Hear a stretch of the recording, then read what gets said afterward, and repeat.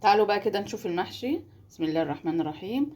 احلى حلة محشي في الشتاء اللي احنا فيه، في السقعة اللي احنا فيها ديت. بسم الله الرحمن الرحيم. بألف هنا حبايبي، بقى الاشتراك واللايك عشان يوصل لكم كل جديد، وبألف هنا. والسلام عليكم ورحمة الله وبركاته. تعالوا بقى النهاردة نعمل كده شوية محشي ني في ني كده. اول حاجة عندي كرنباية، هبدأ كده اقطع فيها واسلقها.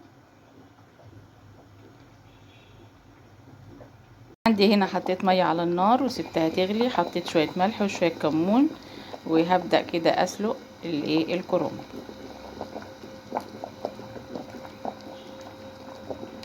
تعالوا بقى النهاردة نعمل الخلطة كده بتاعت زمان، بتاعت اهالينا، اللي هي ني في ني. عندي رز كده، كيلو رز غسلته. عندي هنا البصل،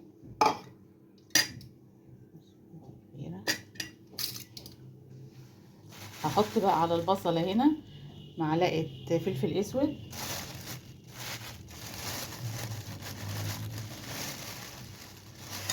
طبعا هنا الكرنب بيحب الكمون، فهحط معلقة كبيرة كده.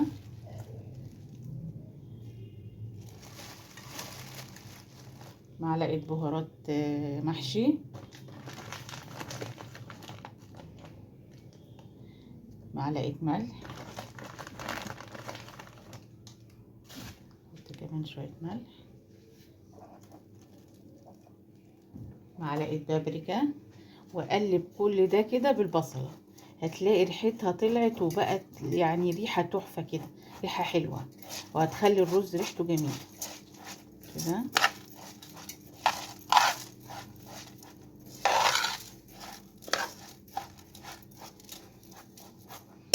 حط هنا الزيت كده على الرز،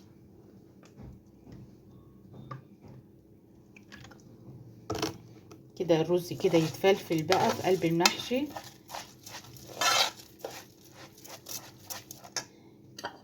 عندي الخضرة،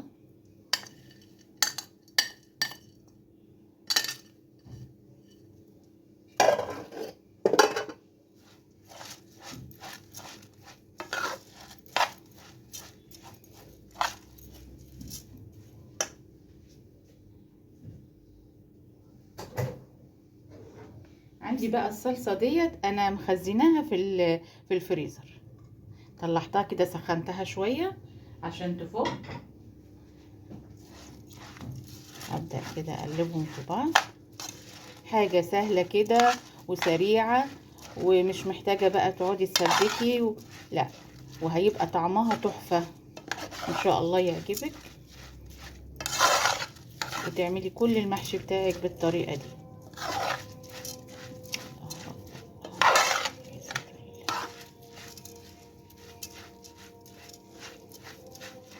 انا بحب الصلصة تبقى خفيفة كده في محشي الكرنب. الله اكبر والعزة لله. عندي بقى كده خلصت المحشي، هبدأ كده ارص الباقي.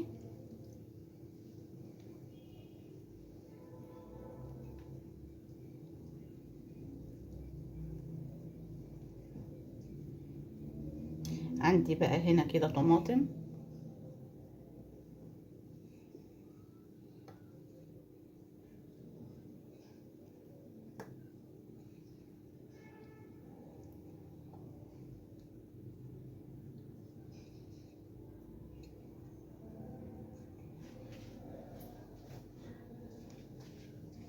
عندي الشوربة،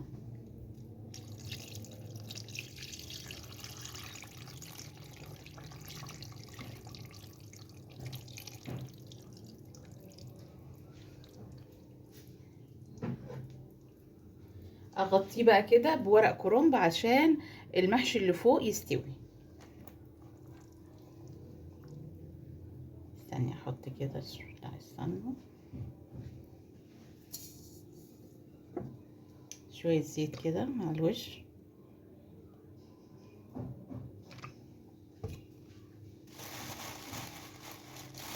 شوية كمون،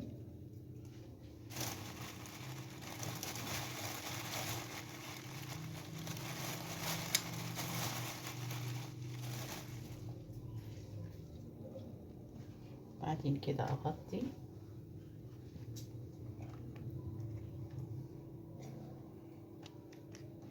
علق عليه بقى، احطه على النار.